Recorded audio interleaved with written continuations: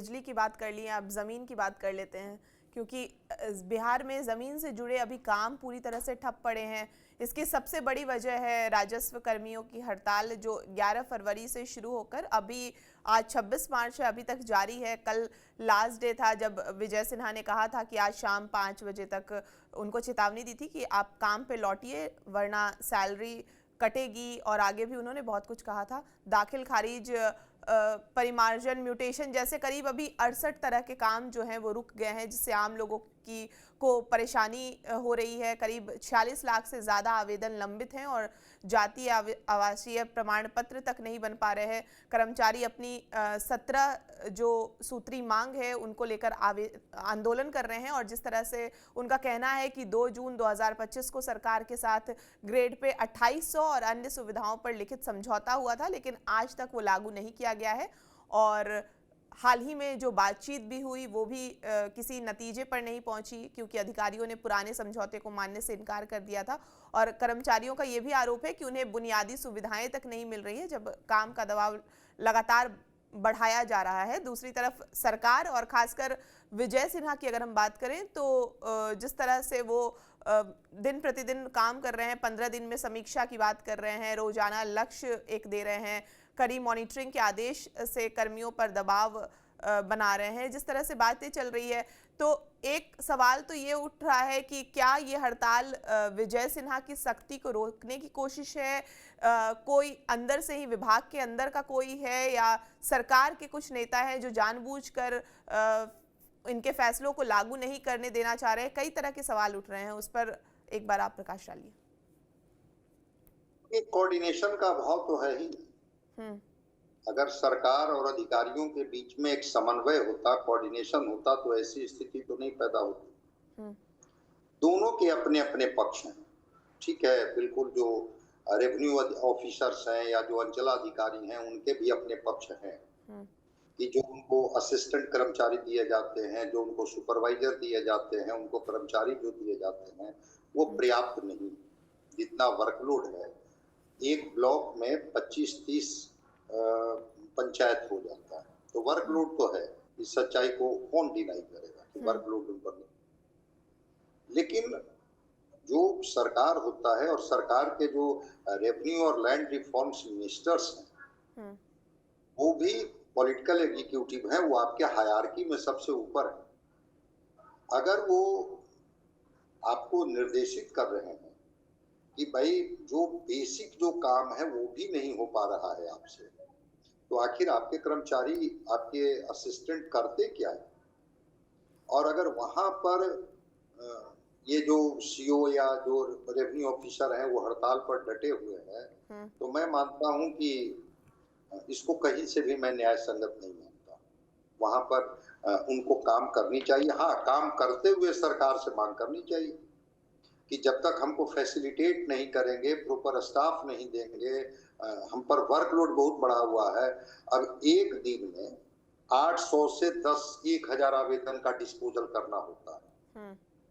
अब वो जो जिस आवासीय प्रमाण पत्र और जाति प्रमाण पत्र के तरफ आप इशारा किया, अब एक कर्मचारी कितना वो फिजिकल वेरिफिकेशन कर लेगा? अगर किसी ब्लॉक में 3 या 4 कर्मचारी और 1000 आवेदन आए कि भाई इसको 2 दिन में डिस्पोजल करके दीजिए, 1000 एक सप्ताह में डिस्पोजल करके दीजिए, क्या ये व्यवहारिक है कि वो हर घर जा करके फिजिकल वेरिफिकेशन कर लेंगे कि हाँ ये व्यक्ति अमुक जाति का ही है, ये व्यक्ति का आवासीय पता यही है, ये व्यक्ति का आय का स्रोत यही है, ये प्रैक्टिकल है संभव?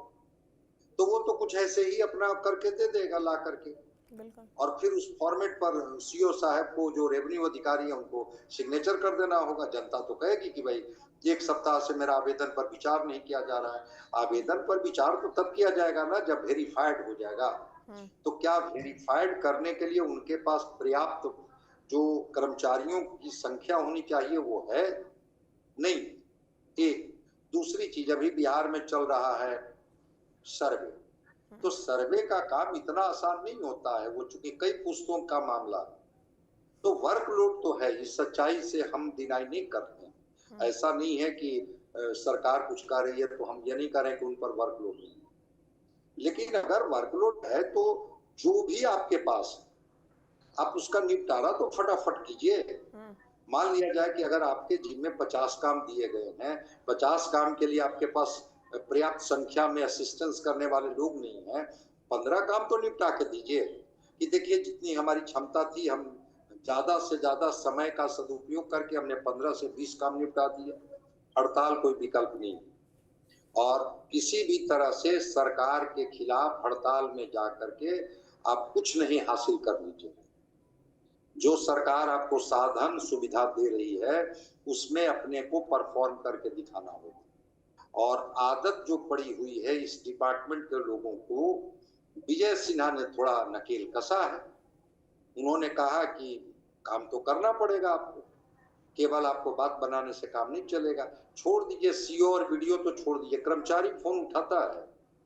अगर कोई गांव का किसान जो काम कराने के लिए ब्लॉक का चक्कर लगाते हुए 4 महीना तक रहता है, न उसकी सीओ से भेंट हो पाती है न कर्मचारी से भेंट हो पाती है। भेंट किससे होती है?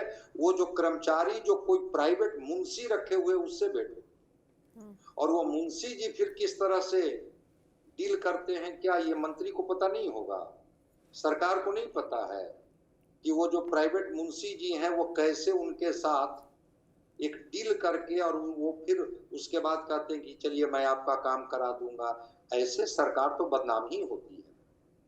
ठीक है, विजय सिन्हा जी कितने दिनों तक रहेंगे नहीं रहेंगे वो अलग बात है, लेकिन पक्ष के लोगों ने तो इनकी सराहना की ही, विपक्ष के लोगों ने भी सराहना की। खेत किसान मजदूर जो भी है सबने सराहना की कि कम से कम विजय सिन्हा ने हमारे हितों को लेकर के चिंता जताई और निर्देशित किया, आदेश दिया कि क्यों भाई ये किसान का काम क्यों नहीं होगा, ये मजदूर का काम क्यों नहीं होगा, ये छोटे छोटे टुकड़े हैं और इस पर कोई और कब्जा जमा के बैठा हुआ है, आप रसीद क्यों नहीं काटते हैं, म्यूटेशन क्यों नहीं करते हैं, इनका क्या दिक्कत है। और बिहार में मुझे ये कहने में कोई दिक्कत नहीं है कि एक रेट बंधा हुआ है कि आप रसीद कटवाएंगे तो उसके बदले में आपको इतना हर्जाना इतना आपको देना पड़ेगा उपकृत करने के लिए, म्यूटेशन कराएंगे तो उपकृत करने के लिए इतना देना होगा। क्या ये गांव गरीब के किसान जो हैं, मंत्री जी हों या विधायक जी हों, जब क्षेत्र में जाते होंगे तो बताते नहीं होंगे कि भाई कैसी सरकार है। जब हमारे हिस्से में अगर हमारे पास थोड़े जमीन के टुकड़े हैं और उसको लेकर के भी हम जाते हैं ब्लॉक में, तो वहां हमें दुत्कार करके भगा दिया जाता है, कर्मचारी बात ही नहीं करता है, सीओ साहब तो मिलते ही नहीं है, कहते हैं कि आप प्रॉपर ये चैनल से आइए। प्रॉपर चैनल क्या होता है? ये हमारी जमीन है, ये हमारी वंशावली है, ये हमारा रिकॉर्ड है, इसको कर करके देख। तो विजय सिन्हा ने तो बड़ा सख्ती के साथ आदेश दिया है और सरकार को हर तरह का निर्णय लेने का अधिकार है। देखते हैं, थोड़ा इंतजार कर लीजिए। काम तो बाधित हो ही रहा है और वो भी पीक आवर में काम बाधित हो रहा है कि क्या ये जो राजस्व अधिकारी हैं या जो अंचल अधिकारी हैं उनके और सरकार के बीच में कोई एक समन्वय बन पाता है, संवाद की स्थिति हो पाती है, या जिस तरह से वो कह रहे हैं कि अगर आप नहीं लौटे तो फिर हमें आपको निलंबित करना होगा और ये जिम्मेवारी किसी और को सौंपनी होगी, वैसी स्थिति बनती है। हम लोग थोड़ा 1-2 दिन और इंतजार कर लें। ये संवादहीनता की स्थिति दोनों के बीच में है, सरकार और ये अधिकारियों के बीच में ये संवादहीनता दूर होती है। और जो आपने इशारा किया ब्यूरोक्रेसी को थोड़ा सा तो मनोबल बढ़ाया गया है बिहार में, इससे कौन इनकार कर सकता है। उनको लगता है कि हम अपने तरीके से कर लेंगे और जो ऊपर के हमारे अधिकारी हैं उनको हम संतुष्ट कर लेंगे, बाकी से हमें क्या लेना देना है। तो वहां पर विजय सिन्हा ने जो थोड़ा सख्त रुख अपनाया है, इसको लेकर के तो थोड़ी तिलमिलाहट है कि आखिर सरकार बार बार हमसे हमारा आउटपुट मांग रही है कि आपने किया क्या, इतने दिनों में कितने मामले को निपटाया, कितने लोगों की समस्या दूर की। तो अब तो अकाउंटेबिलिटी फिक्स की जा रही है। अब अकाउंटेबिलिटी फिक्स की जा रही है तो उनकी परेशानी बढ़ी हुई है। देखते हैं संवादहीनता कितने दिन में दूर होती है।